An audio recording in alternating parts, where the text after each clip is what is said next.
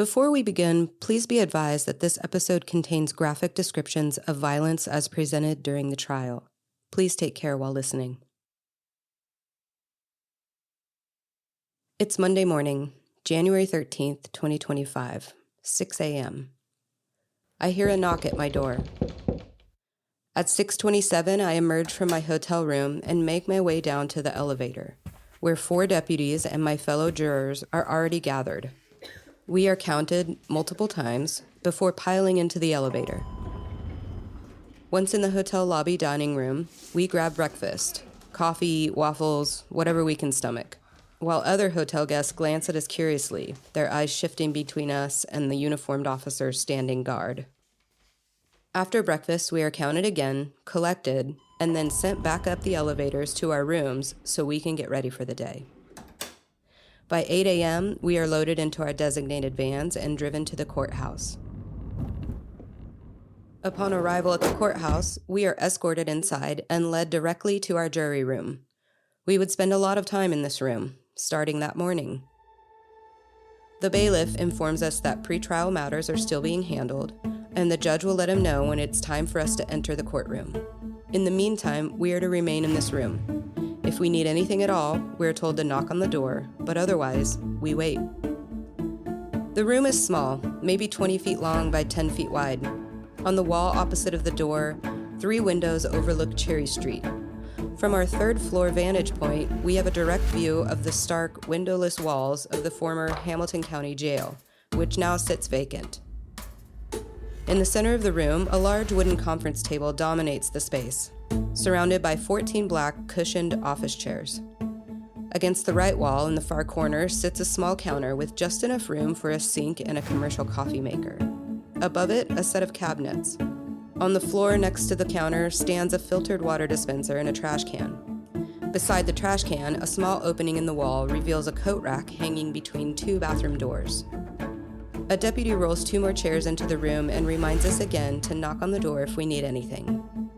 The 16 of us claim a chair and begin to settle in. Some immediately dive into books, others close their eyes, and a few initiate a game of Uno.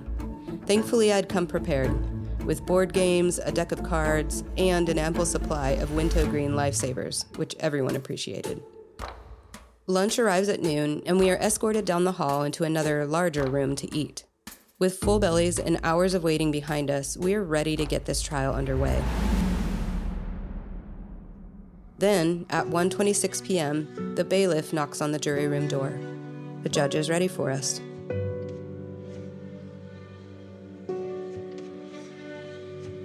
This is Sequestered, a juror's perspective on the murder trial for Jasmine Pace. I'm Sarah, juror number 11. Each episode, I'll take you inside the courtroom, behind the scenes, and into the weighty moments of this trial as we honor Jasmine's life and navigate the complexities of seeking justice. Let's begin.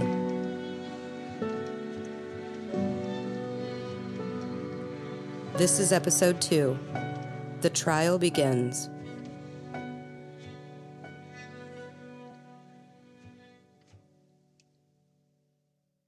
Everyone is standing as the jurors enter the courtroom, waiting for each of us to shuffle into the jury box and take our seats. Judge Patterson invites the room to be seated and welcomes the jury. The bailiff swears us in. Next, a line of deputies moves in front of our jury box, standing shoulder to shoulder and facing the judge. They too are sworn in, not just as officers of the court, but as our protectors for the duration of the trial, a visible reminder of the weight of our role and the seriousness of the case before us. Then, Judge Patterson delivers an announcement. The jurors will be allowed to submit anonymous questions to witnesses throughout the trial. This would turn out to be quite a unique opportunity for us.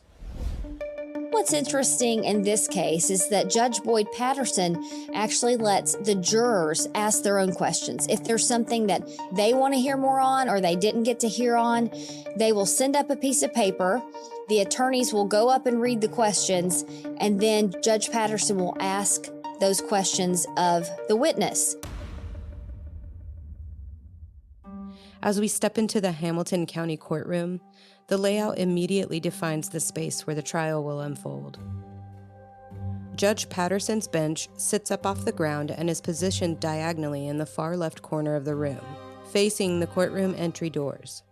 From this vantage point, he has a direct line of sight to the defense table, where attorneys Joshua Weiss and Amanda Morrison sit alongside the defendant, Jason Chen. Directly to their left, at the prosecution's table, sit District Attorney General Coty Wamp and Chief Homicide Prosecutor Paul Moyle. Beside them is a third person, one we would later learn to be lead investigator Zachary Crawford, a key figure in the case. To the right of the defense team, positioned along the right wall, is the jury. We sit in 16 blue office chairs, 14 of which are bolted to the ground, and all of which are in dire need of WD-40. At the back of the courtroom, centered between the jury box and the judge's bench, sits the witness stand. It faces forward, positioned so that the attorneys, the judge, the jury, and the gallery of onlookers can all see whoever takes the seat. This is where we would spend the next several days, watching, listening, and waiting to unravel the truth. One of the jurors, an architect in his real life, sketched a detailed layout of the courtroom during the trial. If you want to see exactly how the room was arranged, you can check out his drawing on our website. Judge Patterson begins by reading his opening comments, stating the official charges from the state of Tennessee. Ladies and gentlemen, the defendant has been charged by the state of Tennessee with violation of state law. Presentment 315228 charged the defendant with two offenses: first-degree premeditated murder and abuse of force. Presentment 315228, the defendant pleads not guilty. The defendant is presumed to be innocent of the charges against him. He may not be found guilty unless, after hearing all the evidence, arguments, and instructions of law, the 12 jurors seated in this case unanimously find the state has proven its case beyond reasonable doubt. He emphasizes that Jason Chen is presumed innocent and can only be found guilty if the prosecution proves his guilt beyond a reasonable doubt. He outlined the trial process, explaining that evidence will include witness testimony, documents, and physical exhibits, and that the jurors may submit questions. He instructed jurors to avoid media coverage, outside research, and discussions about the case until deliberations begin. He also clarified that if a guilty verdict is reached for first-degree murder, a separate sentencing hearing will determine whether Chen receives life in prison or life without parole. He then invites District Attorney General Coty Wamp to the stand. General Wamp stood and commanded the room with a poised and confident presence.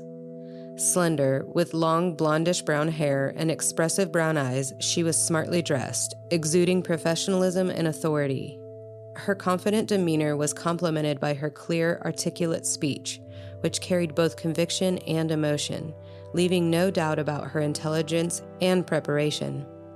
Standing tall and maintaining steady eye contact, she conveyed both strength and approachability, embodying the focus and determination of a seasoned prosecutor. She begins. State of Tennessee, Criminal Court for Hamilton County, 2023. Count 1, the grand jurors upon their oath do present that Jason Chen, on or about the 23rd day of November 2022, in Hamilton County, Tennessee, and before the finding of this indictment, did unlawfully, intentionally, and with premeditation inflict mortal injuries on Jasmine Pace, which resulted in the death of Jasmine Pace on or about the 23rd day of November 2023 in violation of Tennessee Code Annotated 39-13-202 against the peace and dignity of the state. Ask Mr. Chen, please. Not guilty. When DA Coty Wamp began her opening statement, she didn't just tell us what happened to Jasmine Pace, she showed us.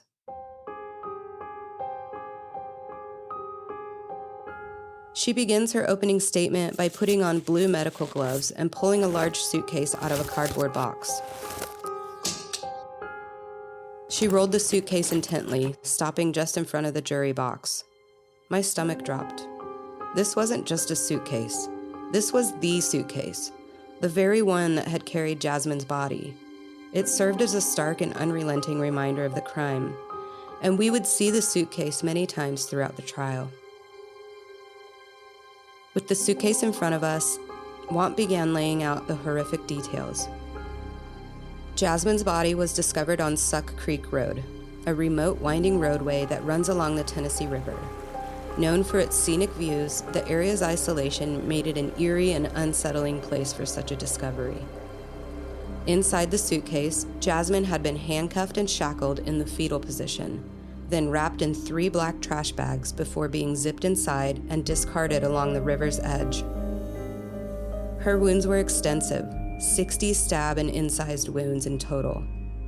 One of the wounds going straight through her neck, severing vital structures as it passed from right to left. Another was delivered with such force that the tip of the chef's knife used in the attack broke off inside of her lung, a detail the medical examiner would later uncover during the autopsy. Here's a clip of General Coty Wamp's opening statement. The suitcase was located in a brushy area just yards from the bank of the Tennessee River and right off of Suck Creek Road. In it was the body of Jasmine Pace, who had been placed in a fetal position inside of 3 black trash bags. Her right ankle was handcuffed to her right wrist. Her left ankle had been shackled to her right arm. Her wounds were extensive. You will hear from Dr. Coswell, the medical examiner for Hamilton County, who will describe those wounds in great detail. He stabbed her over and over and over again, not 7 times, not 29 times, not 43 times, but 60 stab wounds.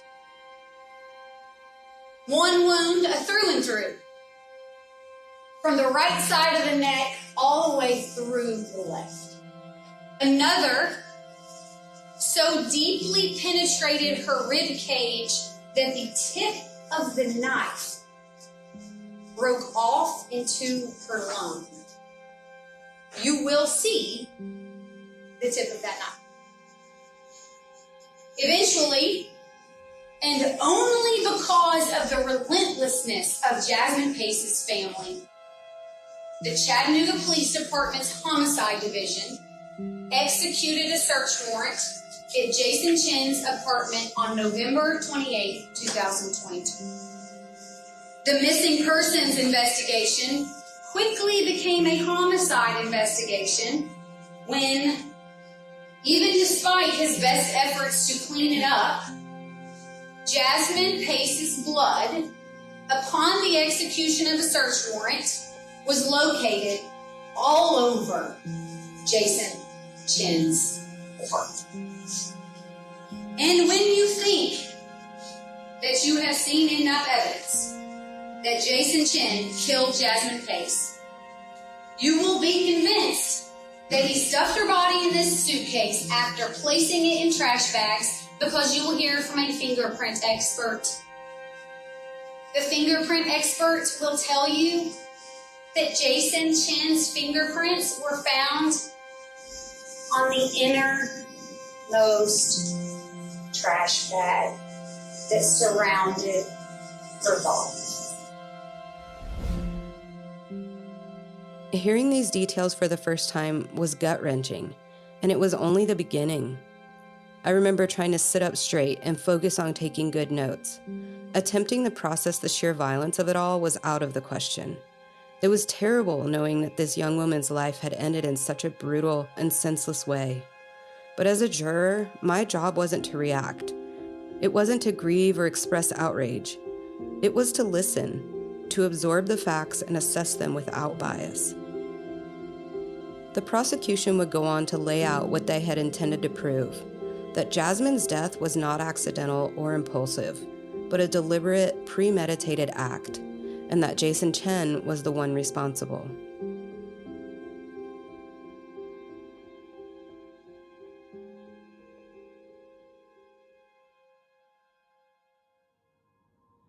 Defense attorney Joshua Weiss took the stand next, presenting a stark contrast to General Wamp's commanding presence.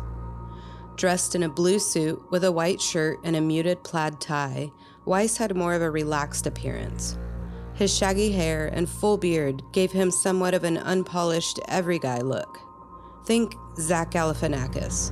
He probably gets that a lot. His demeanor was calm, but lacked the sheen and confidence of his opposing counsel. Speaking in a low tone, his delivery came across as more of a rehearsed story than a compelling argument, leaving an impression of restraint rather than authority. Still, the defense's opening statement took a vastly different approach. Weiss wasted no time in admitting that Jason Chen had killed Jasmine, but he insisted that it wasn't premeditated murder. Instead, he framed it as voluntary manslaughter, a crime of passion. Weiss painted Jason as someone who acted out of fear, shame, and emotional distress. He claimed that what happened wasn't a calculated act, but a tragic moment that had spiraled out of control. According to the defense, Jasmine became enraged after discovering Tinder messages on Jason's phone. In response, Weiss alleged, she grabbed a broken wine bottle and attacked Jason. In the chaos, Jason stabbed Jasmine, not with the intent to kill, but in self-defense. The way Weiss told it, Jason wasn't a murderer. He was simply a man caught in an emotionally charged moment, reacting out of panic. Here's a clip of attorney Joshua Weiss's opening statement. Early morning hours of November 23rd, 2022, Jason Chen killed Jasmine Pace. He didn't do it with premeditation. This is a voluntary manslaughter case. In November of 2022, he was a senior. The year before, he and Jasmine started communicating. They met on Tinder. In 2021, they dated for a few months, but then lost touch. But then about 8 months later, in May of 2022, they rekindled that relationship. They started dating, seeing each other more and more. And you're going to see through the text messages, someone was obviously more into this relationship than the other. Jasmine started getting feelings for Jason. And you're going to see through those text messages that Jason didn't reciprocate that as much as she did. Then you come to the week of November 22nd. It was Thanksgiving. Jasmine and her family lost their grandmother. She was in grief. And on the night of November 22nd, around 11 p.m., she came over to Jason's house. And they did what they always do. They drank wine, smoked pot, smoked wax, watched movies. On the night of November the 22nd, they were drinking wine in the back bedroom. In order to open one bottles of wine in the bedroom, Jason had to go to the kitchen and get a kitchen knife. Then take off that plastic wrapper that goes around the top of the wine bottles. So he was able to get off the top of the wine bottle with faster, and he placed it on his nightstand. At a certain point, they finish off the bottle of wine, and Jasmine goes back into the kitchen to get another bottle. And there on the counter is Jason's cell phone. Ding, ding, ding, ding. That familiar Tinder ding that Jasmine and Jason knew so well because that's how they met. Jasmine looked at his phone and saw all these messages with other girls, with other people. And this was infuriating to her. She was already in grief, and it sent her in anger into a rage, and they started yelling, fighting, verbally. Jason came into the kitchen. Jasmine attacked Jason with an empty wine bottle. And in reaction, Jason kicked her, and she fell backwards, knocking over wine glasses.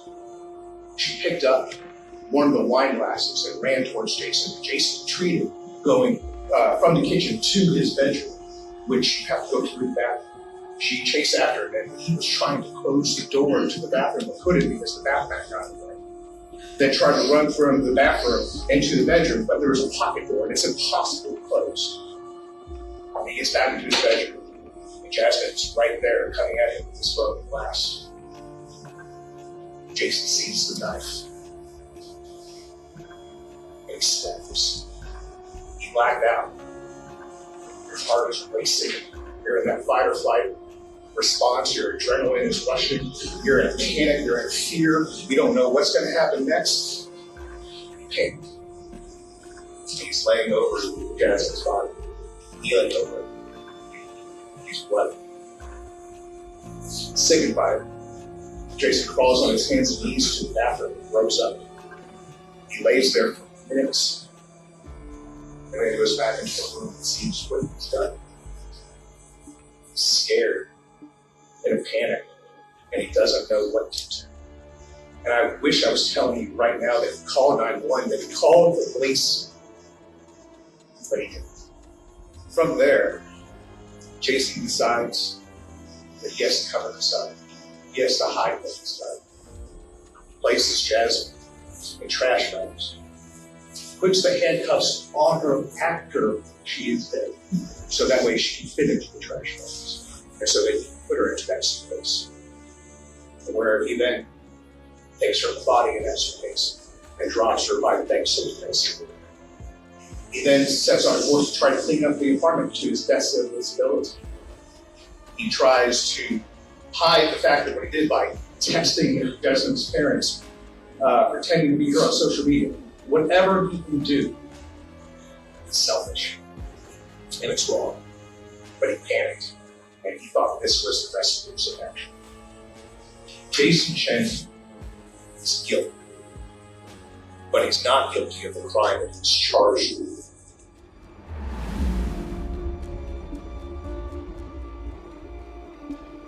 I remember writing furiously during the defense's statement.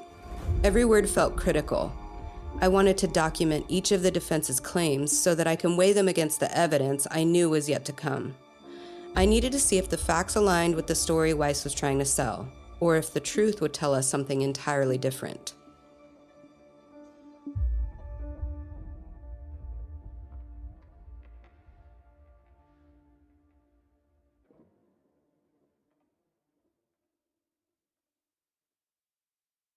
After the opening statements, the prosecution called their first witnesses. One of the more emotional moments came when Jasmine's mother, Katrina Bean, took the stand. The weight of the moment was heavy. D.A. Wamp says, "The state's going to call to the stand Katrina Bean." But before she could take the stand, Katrina asked for a moment and stepped out of the courtroom to compose herself. It wasn't until after the trial that I had fully grasped the gravity of this moment. Just earlier, during the defense's opening statement, Katrina had heard, for the first time, that Jason Chen was admitting to murdering her daughter. And then, almost immediately, she was called to take the stand as the first witness in the trial for that very murder. Yeah, I would have needed a moment too. The weight of that revelation still hung in the air as she returned to the room and took her seat in the witness stand. She was sworn in. When she finally began, her voice was unsteady and thick with grief. The emotion in the room was palpable, and it was impossible not to feel the sheer heartbreak of a mother being forced to relive the worst moment of her life in front of a jury, in front of the man responsible. Jasmine's mother was the first witness to testify. Bean had to take a moment before coming up to the stand because in the defendant's opening statement, it was the first time she had heard Chen's attorney admit that Chen had killed her daughter. You've never heard the defendant admit that he murdered your daughter? Ever? No. First time you heard that story was today? Yes. Is that what affected you when you were first? Yes. Yes, it was.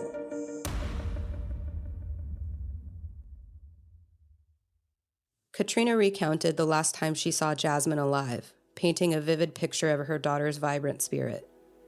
She spoke about Jasmine's energy, her kindness, her plans for the future. Each word a painful contrast to the brutal reality of why we were all in that courtroom.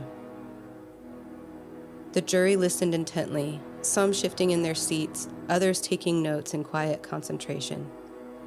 Katrina's testimony reminded everyone that this wasn't just a murder case. It was a family's worst nightmare, a mother's unbearable loss, and a young life stolen far too soon.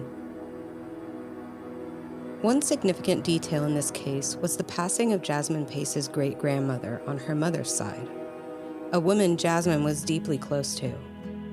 On November 22nd, just hours before Jasmine was last seen, her great-grandmother was taken to the emergency room, where she passed away later that evening. By all accounts, this loss weighed heavily on Jasmine and was mentioned during the trial as a possible factor in her emotional state leading up to her disappearance. The defense argued that Jasmine's grief played a role in seeking comfort in her interactions with Jason Chen, ultimately leading her to visit his apartment that night. While the prosecution didn't directly link this event to the crime, it added another layer of complexity in understanding Jasmine's mindset in her final hours. A reminder that she was not only a victim of violence, but also a young woman carrying the weight of profound personal loss. At some point after her grandmother passed away, were you not able to get in touch with Jasmine? Correct. The next day. Were you calling her? I was calling. I didn't get an answer. I sent messages. Was that abnormal? To not hear from Jasmine, yes. And for her not to be there for her family, yes. Katrina was desperate to find her daughter. Days had gone by without any communication, and as each hour passed, her fear grew. She refused to sit back and wait, so she became an investigator herself. On November 26, determined to track Jasmine's movements, Katrina went to a Verizon store and had her daughter's account loaded into a new iPhone. It was a brilliant move, because doing so gave her access to Jasmine's My Chevy app, allowing Katrina to see the vehicle's recent location and movements. They started with the last recorded address, 900 Mountain Creek Road. Jasmine's sister Gabby called their father, Travis Pace, and they all rushed to the parking lot, gathering in front of Jasmine's white Chevy Equinox. The vehicle sat there, locked and undisturbed, but Jasmine was nowhere to be found. A wave of panic set in as they realized this wasn't just a misunderstanding. Something was seriously wrong. Desperation took over. The family sprang into action, banging on apartment doors, calling out Jasmine's name, and questioning residents, hoping for even the smallest clue leading to her whereabouts. Some tenants barely cracked their doors open, groggy and confused. Others shook their heads, saying they hadn't seen anything, each dead end heightening their fear. Time was slipping away, and Jasmine was still missing. We went to 900 Mountain Creek Road. What was located at 900 Mountain Creek Road? My daughter's car. Eventually, Katrina called the police. Officer Pierre of the Chattanooga Police Department was dispatched and met the family near Jasmine's vehicle to take a statement. While Officer Pierre was on site, Katrina turned to the Verizon phone logs on Jasmine's account, searching for any clue. Scrolling through the recent calls, she noticed one number that stood out. Jasmine had spent 71 minutes on the phone with this person on the evening of November 22nd. Katrina didn't know who the number belonged to, but she dialed. A man answered and identified himself as Jason Chen. From the start, something felt off. Jason played coy, acting casual, almost indifferent, claiming that he hadn't seen or spoken to Jasmine in a while. But Katrina knew that wasn't true. She was staring at the phone records that proved otherwise. When she pressed him for details, Jason gave her an address, 500 Tremont Street. The family would later check that address and discover it was a vacant house still under construction. One thing was clear, Jason was lying. Officer Pierre was still standing by and overheard the conversation. After reviewing the phone records himself, he confirmed what Katrina already knew. Jason had spoken to Jasmine on the night of the 22nd, and now he was trying to cover it up. After gathering these details, Officer Pierre would leave the family to sort through having the vehicle towed back to their house. Later that night, he would officially enter Jasmine into the National Database for Missing Persons, ensuring law enforcement agencies across the country would be alerted to her disappearance. Waiting for the car to be towed, Katrina continued searching for answers, and something clicked. Scrolling through her text thread with Jasmine, she noticed a location pin that Jasmine had sent her at 2:18 a.m. on the morning of November 23rd. She had missed seeing this before because the text just above was a pin that Katrina had sent Jasmine from the hospital where her grandma was admitted the afternoon prior. The text messages must have blurred together. But now staring at her phone, Katrina can clearly see that Jasmine had sent this new location. Sadly, this would have been the last text that Jasmine herself would ever send her mom. A final text that in many ways would help solve her own murder. And we went back to the apartments to view the security footage. And while doing so, I looked back at mine and Jasmine's messages. Okay. And seeing that she had sent me a pin drop, her location. And that's why we went to the 110 Tremont. What caused you to look back at your and Jasmine's? And when you say conversations, you mean your text thread? Yes, our text thread. What caused you to go back and look at that? I don't remember. We were trying to get the footage working at the apartments, and I didn't notice it before because I had sent her a pin drop on the 22nd because we normally had been taking my grandmother to the hospital downtown, and we didn't that day. And so I had sent her a pin drop showing her what hospital we were at. So, and I didn't notice that she had sent me a pin drop. The pin drop I sent to her. If you didn't catch that last part, Katrina said, "So I sent her a pin drop showing her what hospital we were at. So I didn't notice she had sent me a pin drop because I thought it was the pin drop I sent to her." The pin Jasmine sent led to an address at 110 Tremont Street, a 3-story apartment building housing over 50 individual units. It was the middle of the night, but that didn't stop them. They moved through the first floor, knocking on doors and showing photos of Jasmine to groggy tenants, hoping someone had seen her.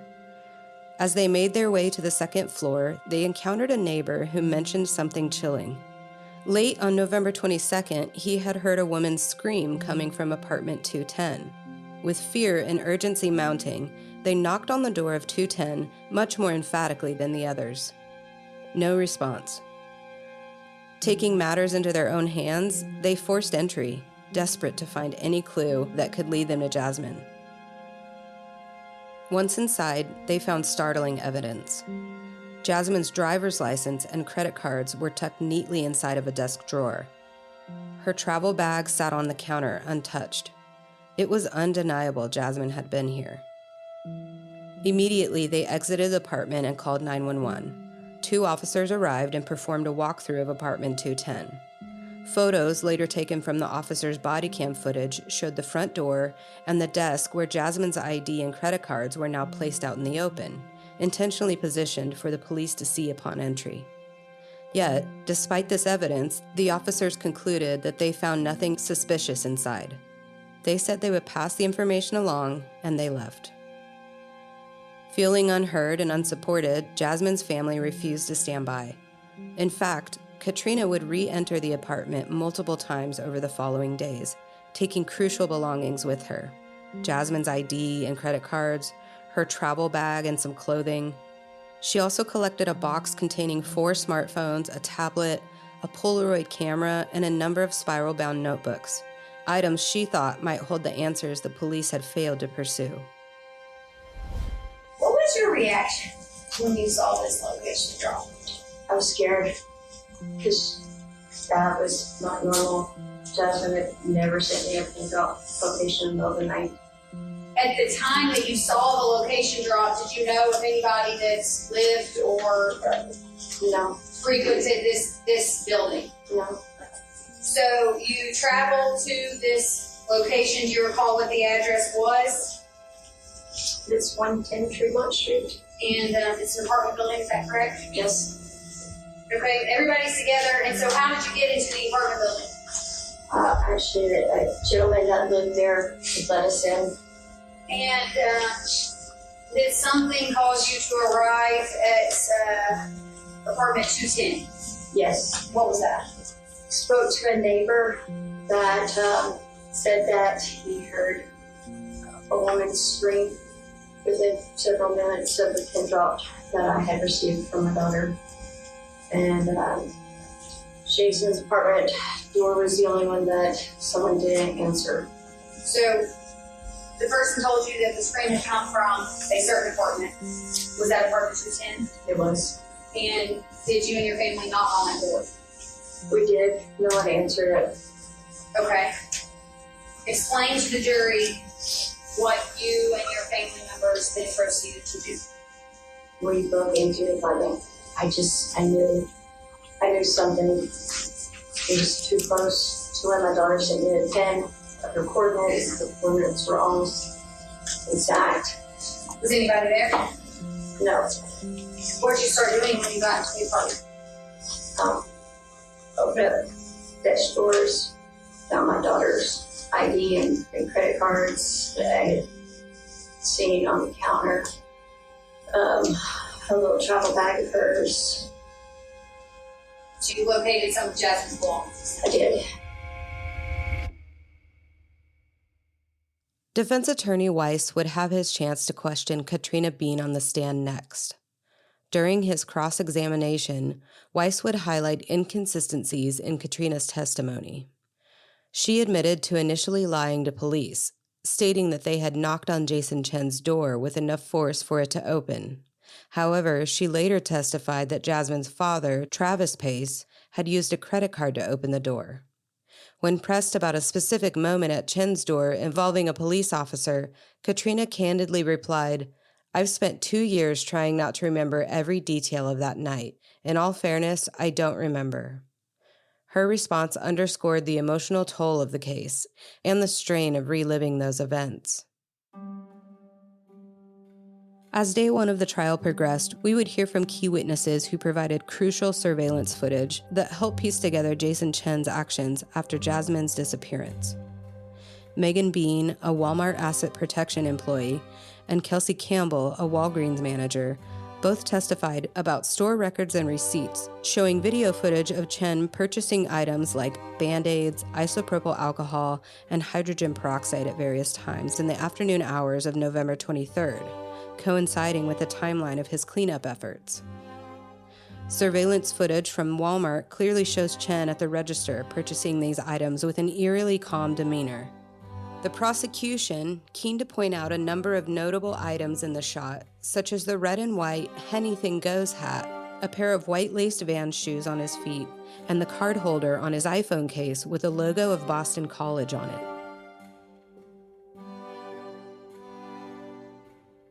Scott Miller, a security officer for the Signal View Apartments and Condos, took the stand next. He described collecting and reviewing footage from a parking lot security camera that captured Jasmine's car passing by the front office of the Signal View condos at 900 Mountain Creek Road. The footage from the evening hours of November 23rd showed the white Chevy Equinox quickly driving in and out of the camera's frame of view.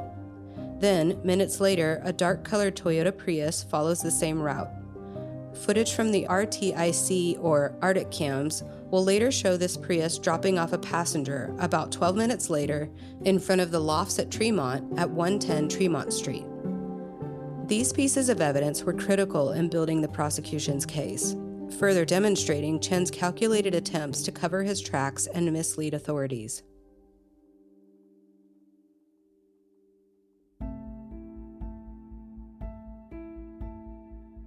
Before the court adjourned for the evening, the prosecution called their sixth witness to the stand, lead investigator Zachary Crawford of the Chattanooga Police Department. Crawford took the stand, gave his oath, and spoke his name for the record.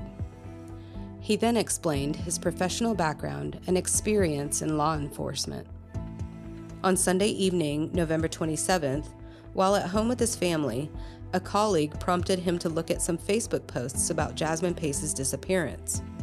The posts, along with emerging details around her disappearance, immediately caught his attention. By 7 p.m. that night, the case had been escalated to a homicide investigation, and Crawford would be assigned as the lead investigator on the case. With careful prompting from DA Coty Wamp, Investigator Crawford began walking the jury through the extensive crime scene investigation. He detailed the search efforts that involved multiple units, including homicide, crime scene, fugitive investigations, the FBI, and canine teams. The warrant for 110 Tremont Street, apartment 210, was granted at 11:45 p.m. on November 27th, allowing investigators to enter and begin their search.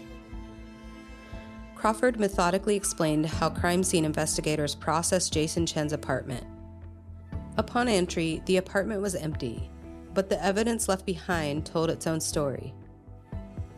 As Crawford testified, a series of photos taken during the search are presented, including images of Chen's hallway, front entrance, and bathroom tiles, all of which showed positive reactions to Blue Star, a forensic agent used to detect hidden blood.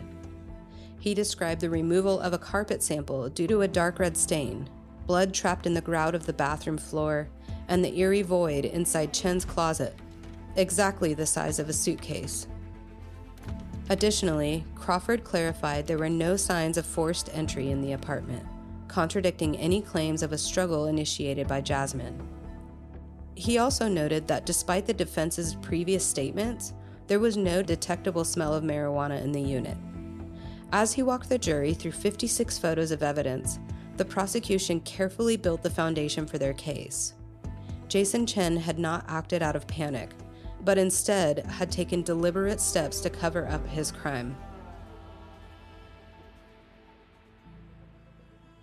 Listening to all this, I couldn't help but imagine how devastating it must have been for Jasmine's family to sit in that courtroom and hear these details unfold. The sheer brutality of what happened to her contrasted sharply with the defense's attempts to downplay the severity of the crime, shifting the blame onto Jasmine herself. It felt unjust, unsettling, like an attempt to rewrite her story. But the prosecution would methodically lay out the evidence, piece by piece, and it would become clear that Jasmine's truth was undeniable. It was the evidence itself that would speak the loudest on her behalf. By now, it was after 6 p.m., and Judge Patterson noted that it would be a good stopping point for the day. He reminded the jurors of their obligation not to discuss the case or seek any outside information, and the court was adjourned, set to reconvene at 9:30 a.m. the following morning. The courtroom stood as the 16 of us rose and exited out the back door. Soon we would be piling into our 15-passenger vans and being shuttled off to dinner with our 4 deputies, who were quickly becoming our friendly support system. Day 1 was emotionally exhausting, a harrowing introduction to the weight of the case we would be asked to deliberate on. The prosecution had already begun piecing together the final moments of Jasmine's life, and with each new revelation, the gravity of our role as jurors became more real. This was not just a story anymore. It was a tragedy, with real lives impacted forever.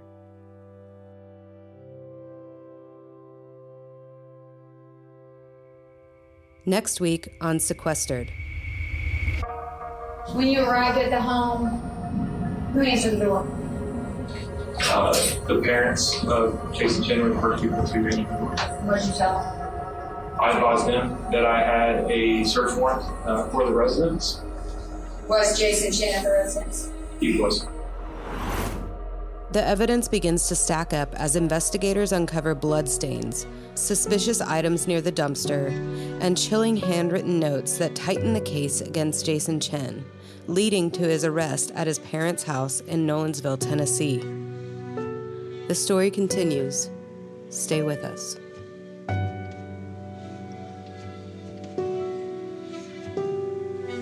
Thank you for listening to Sequestered, a juror's perspective on the murder trial for Jasmine Pace. Each episode brings us closer to understanding the trial, the people involved, and the weight of seeking justice. If this story speaks to you, please follow, share, and continue the conversation with us. Jasmine's story deserves to be remembered. This is a BP production. The show is written, edited, and produced by me, Sarah Reed, with co-production by Andrea Clyde. News clips featured in this episode were sourced from WTVC News Channel 9, Local 3 News Chattanooga, and the Law and Crime Network. Music and sound design are curated to reflect the gravity and sensitivity of this story, and with the intent to honor Jasmine, her family, and the community affected by her death. For more information or to connect with us, visit sequesteredpod.com or follow us on Instagram at sequesteredpod. Thank you for listening. Until next time, stay curious and stay safe.